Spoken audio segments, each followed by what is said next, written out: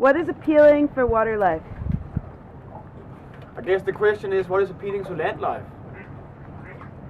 Because on land we have all these restrictions, we have these club of laws which holding us so much apart to do anything constructive. And out here it's a different situation. There's another man law. Whenever you put something floating, you have a vehicle. So that's kind of what you need to have a property. It's not the same on shore. At first I was a little afraid, but when I got to know that Collective is friendly and the way we all survive and make everything happen, I think that's the magic about it. How did I get involved in Floating City? Well, I moved to Denmark some years ago, 5 years ago, and then I went traveling for some years and was homeless on the streets of Copenhagen, and I met this crazy pirate community, and it was home. So my proudest achievement of Floating City, I would have to say, was organizing the Trash Olympics, which was a race that we went around this harbor, and we made boats out of trash, and a bunch of different communities got together and raced these boats, and people fell in the water, and it was good fun. Our project was to build a geodesic dome tiny house that was floating on the water.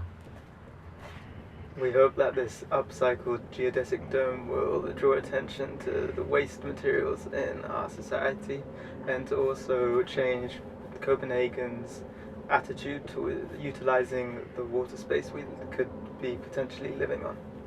We've been collecting and building the structure for the last 3 months. So getting involved with trashing for me was like the first time in a couple of years where I'd actually been a part of something where I had this burning passion for it, and it was just like finally getting a chance to kind of educate people and teach people about how fucking easy it is to just make those few little changes. It's nice to feel a part of something and appreciated for being a part of something, and that's a special thing and it's hard to come across. The goal of Floating City is to become entirely water-based, hopefully within the next year. If we can accomplish that through the support from our friends and the support from the community, then that would be ideal.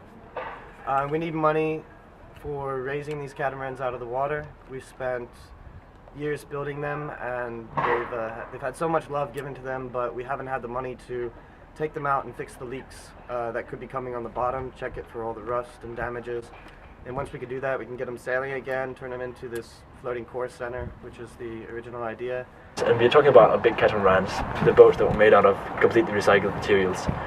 They have been in water for a few years now, and the salt, weather and other natural conditions have really left it in bad shape. What we need to do is that we need to pull them out of the water, we need to fix them, fix the holes, fix the hull, so that we can put it back into the water and start constructing a permanent solution, a house, anything that we can use for workshop areas and a community area. Floating City started 9 years ago, 10 years this summer, and it was born out of the punk scene of Copenhagen.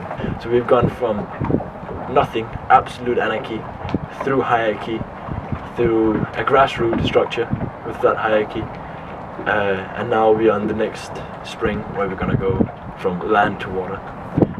Now is then the time that we've decided that we are not able to sustain our warehouse, and we are going to make a bold move of going completely waterborne, which means the new Floating City is actually going to be a floating village, maybe a floating city, little city of a lot of boats docked somewhere with floating workshop spaces and the availability and opportunity to move around wherever we fit and travel around Denmark, Europe, the world, let's see, and spread the idea and the craziness that we bring.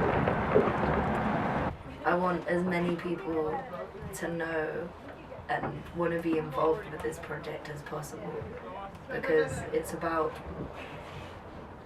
educating people into this way of thinking.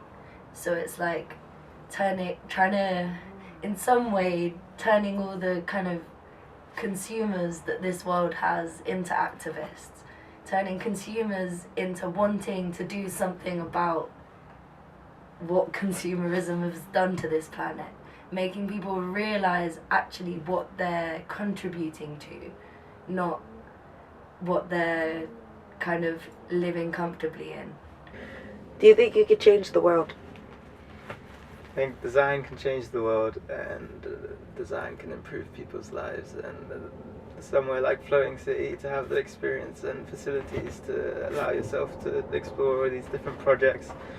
Do I think we could change the world? I think the world's in a pretty interesting place right now. A lot of really messed up shit going on, but I think if we can show people that there's an alternative, maybe we can start a movement that's bigger than just ourselves. For me, changing the world comes with just changing one mindset. Each conversation you have with anybody out there has the potential to do something. Do you think you could change the world? Yes. Cool.